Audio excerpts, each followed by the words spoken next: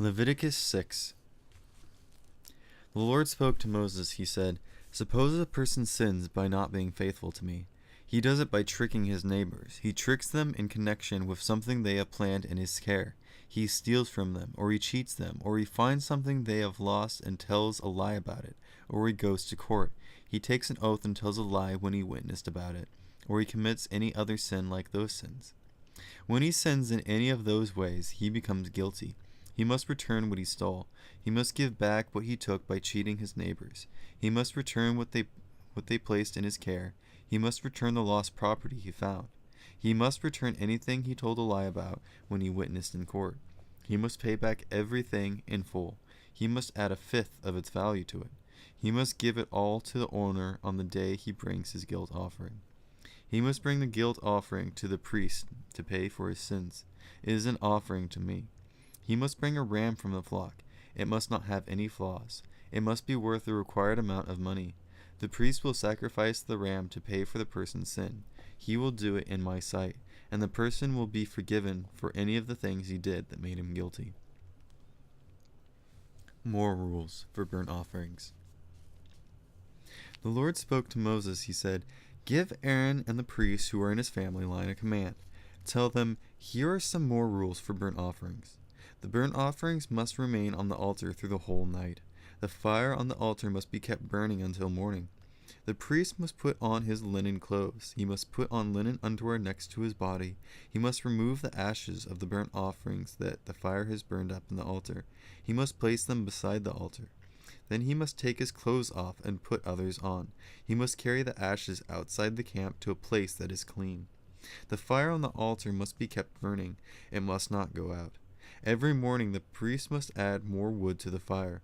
He must place the burnt offering on the fire. He must burn the fat of the friendship offering on it. The fire must be kept burning on the altar at all time. It must not go out." More rules for grain offerings. Here are some more rules for the grain offerings. The priests who are in Aaron's family line must bring the grain offering to the Lord in front of the altar. The priest must take a handful of fine flour and olive oil.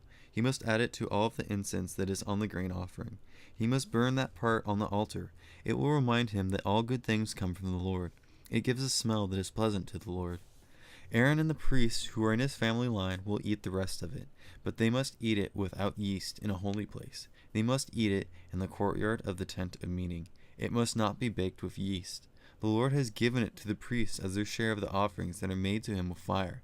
It is very holy, just like the sin offering and the guilt offering. Any priests who are in Aaron's family line can eat it.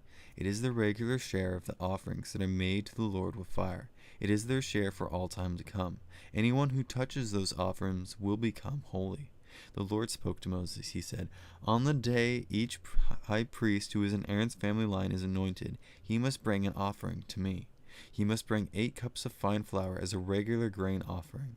He must bring half of it on the morning. He must bring the other half in the evening. Mix it with olive oil, grill it on a metal plate, break it into pieces. Bring it as a grain offering. It gives a smell that is pleasant to me.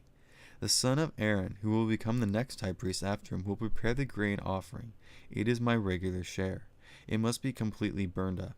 Every grain offering a high priest offers must be completely burned up. It must not be eaten." More rules for sin offerings. The Lord spoke to Moses. He said, "Speak to Aaron and the high priests who are in the family line. Tell them, here are some more rules for sin offerings. You must kill the animal for the sin offering in the sight of the Lord. Kill it in the place where the burnt offering is killed. It is very holy. The priest who offers it will eat it. He must eat it in the holy place. He must eat it in the courtyard of the tent of meeting. Anyone who touches any of its meat will become holy. Suppose some of the blood is spilled on someone's clothes, then you must wash them in a holy place. Break the clay pot the meat is cooked in, but suppose you cook it in a bronze pot, then you must scrub the pot and rinse it with water. Any male in a priest's family can eat the meat. It is very holy. But suppose some of the blood of the sin offering is brought into the tent of meeting, and that blood is brought into the holy room to pay for the sin, then that sin offering must not be eaten. It must be burned.